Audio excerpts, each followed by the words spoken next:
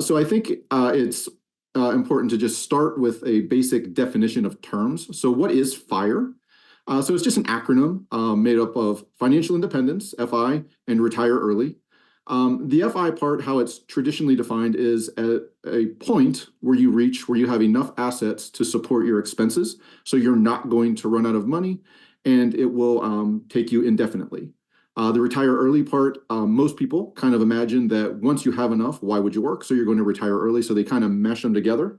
I'm going to push back on that a little bit tonight as we talked about kind of reframing how we look at FIRE and why maybe that's not the best way to do it.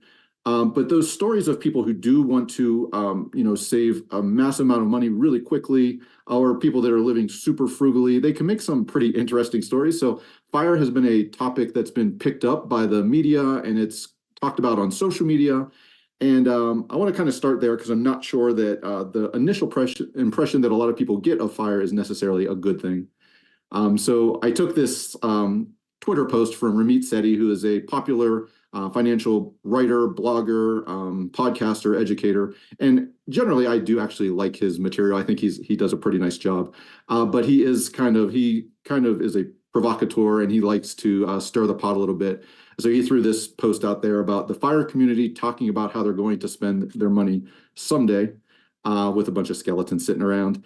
And I'm going to push back on this one a little bit because it kind of pushes into what you often see with FIRE when it's in the media or on social media. And it's these extreme lifestyles. So you have to be extremely frugal and you're not enjoying your life.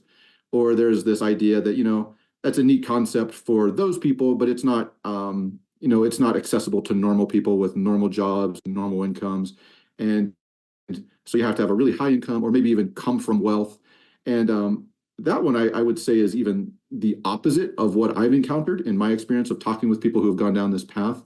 I think a lot of times what it takes to achieve FIRE, and we're going to get into this in a second, but you have to save a lot of money. And to do so, for most people, that's because it comes from a position of comfort and security. And that may come from, if not like just outright poverty, at least some kind of struggle with money, maybe trauma with money. And kind of another subset of people we see commonly in the FIRE community are first generation Americans, people who immigrated here, or maybe their parents did when they were children, and they didn't really get accustomed to this American consumer culture. So again, saving is easier for them and saving feels natural.